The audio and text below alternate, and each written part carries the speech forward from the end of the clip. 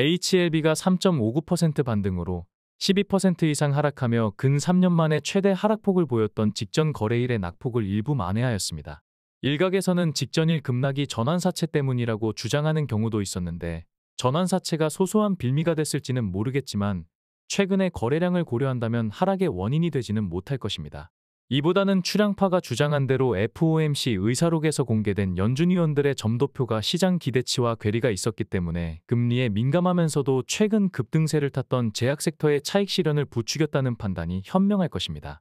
또한 HLB는 제약 섹터 내에서도 상승폭이 컸었기 때문에 차익 실현 욕구가 좀 더 강했다고 평가할 수 있을 것입니다. 아무튼 출향파는 특별한 이유 없이 하락했다고 판단했기 때문에 박앤세일이라는 표현까지 써가며 추가 매수의 기회임을 강조드렸는데 아쉽게도 박앤세일이 하루 만에 일단락되며 다음날 바로 반등이 나와주었습니다. HLB의 가남 1차는 중국 항서제약과 병용 임상을 시작하여 1상, 2상, 3상을 순조롭게 끝마치고 NDA를 신청하였으며 실질적으로 NDA 마지막 관문이라고 할 수 있는 CMC 실사를 목전에 두고 있습니다. HLB는 다양한 파이프라인에서 임상이 순항하고 있지만 가남 1차의 기대감이 다른 파이프라인과 비교할 수 없는 수준이며 적응증 확대를 위해서도 꼭 필요한 관문이기 때문에 사측은 전사적인 역량을 동원하여 FDA 신약 승인을 위해 사활을 걸 수밖에 없는 입장일 것입니다.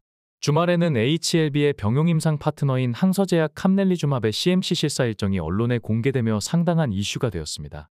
캄넬리주맙 CMC 실사 결과에 대한 구체적인 일정이 공개된 것은 이번이 처음이기 때문에 투자자의 관심이 일제히 집중되며 주목을 끌었습니다.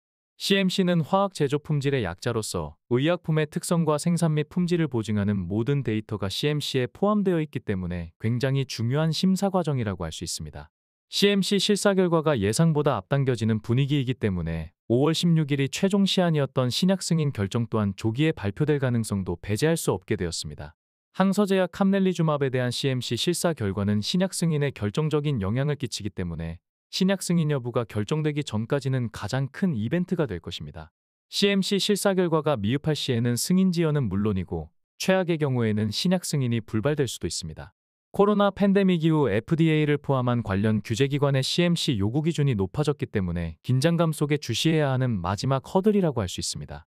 중국의 의약품 개발 수준을 근거 없이 폄훼하는 경우가 많은데 항암제 시장의 대세인 면역항암제 분야에서 지난해 11월 말에 아시아 최초로 FDA의 승인을 받았으며 CMC 분야는 국내 상위 제약사들이 중국의 CMC 기업에 의존할 정도로 높은 기술력을 인정받고 있다는 것을 참고하시면 좋을 것입니다. 당연히 CMC 실사 결과가 긍정적으로 마감된다면 주가에는 강력한 호재로 작용하게 될 것이며 반대의 경우에는 감당하기 어려운 후폭풍이 몰아칠 수도 있을 것입니다. 출향파는 개인적으로 CMC 결과를 낙관하고 있지만 만에 하나 실사 결과가 FDA 기준을 충족시키지 못할 수도 있기 때문에 모든 가능성에 대비해야 할 것입니다.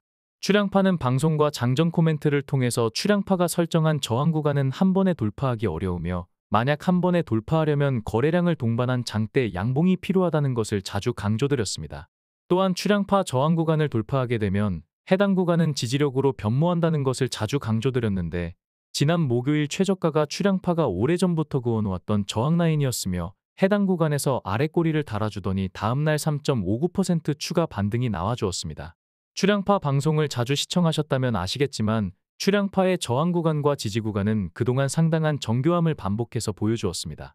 2월 18일에도 출향파 저항 구간에서 정확하게 윗꼬리를 남기면서 다시 한번 해당 구간의 저항력을 확인하는가 싶었지만 다음날 720만 주의 거래량이 터지면서 추가 조정 없이 한 번의 윗꼬리를 끝으로 저항 구간을 돌파하였습니다.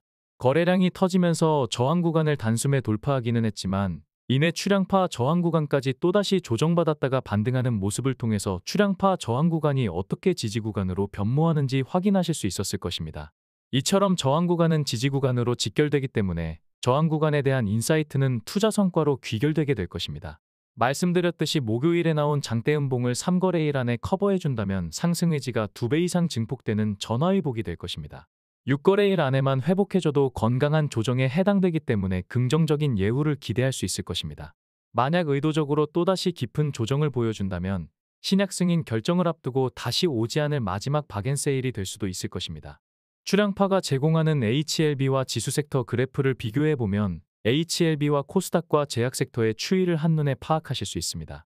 HLB 그룹 내에서 리보세라닙과 연동하는 종목들은 HLB가 상승을 주도한 후에 키 맞추기가 나올 수 있기 때문에 상대적인 약세 구간을 주시할 필요가 있을 것입니다. HLB 수급은 기관과 외국인이 소소하게 매도했으며 개인이 순매수로 받아주었습니다.